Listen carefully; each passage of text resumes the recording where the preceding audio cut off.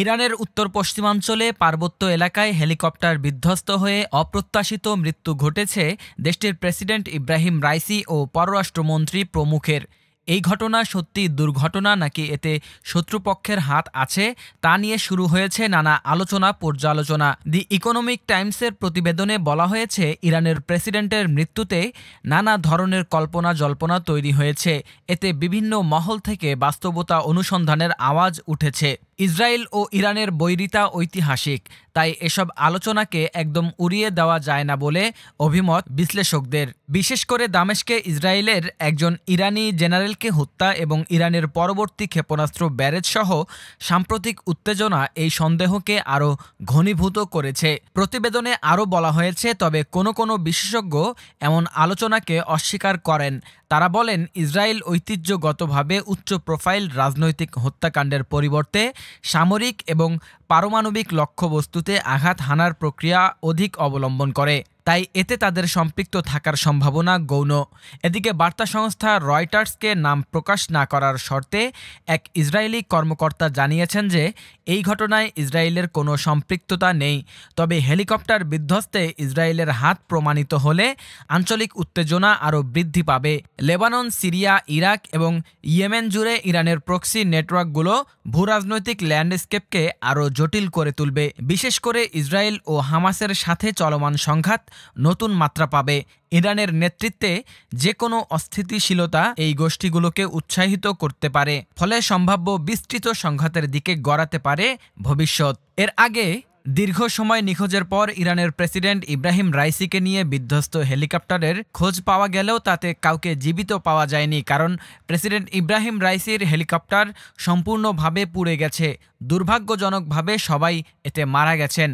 ইরানের প্রেসিডেন্ট ইব্রাহিম রাইসির সাথে একই হেলিকপ্টারে দেশটির পররাষ্ট্রমন্ত্রী হোসেইন আবদুল্লাহিয়ান ছাড়াও আরও বেশ কয়েকজন উচ্চপদস্থ কর্মকর্তা ছিলেন। ইরানের সরকারি টিভি জানিয়েছে, উদ্ধারকারী দল দুর্ঘটনার জায়গায় পৌঁছে সেখানে কোনো প্রাণের চিহ্ন পায়নি, কাউকে জীবিত পাওয়া যায়নি।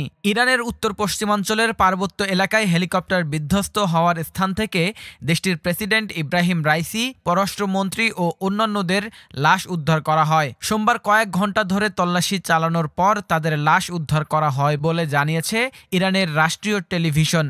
রাষ্ট্রীয় এ গণমাধ্যম জানায়, সোমবার ইরানের প্রেসিডেন্ট ইব্রাহিম রাইসি, দেশটির পররাষ্ট্রমন্ত্রী হোসেইন আমির আবদুল্লাহিয়ান এবং অন্যান্য কর্মকর্তাদের বহনকারী হেলিকপ্টারটি শনাক্ত করেছেন উদ্ধারকারীরা। তবে এই হেলিকপ্টারের যাত্রীদের জীবিত থাকার কোনো চিহ্ন পাওয়া যায়নি। ইরানের রেড ক্রিসেন্ট সোসাইটির প্রধান পীর হোসেইন কলিভান্দ রাষ্ট্রীয় গণমাধ্যমকে বলেন, সোমবার সূর্য ওঠার পর উদ্ধারকারীরা প্রায় 2 কিলোমিটার দূর থেকে হেলিকপ্টারটি দেখতে পান, তবে এর বেশি কিছু বলতে পারেননি তারা।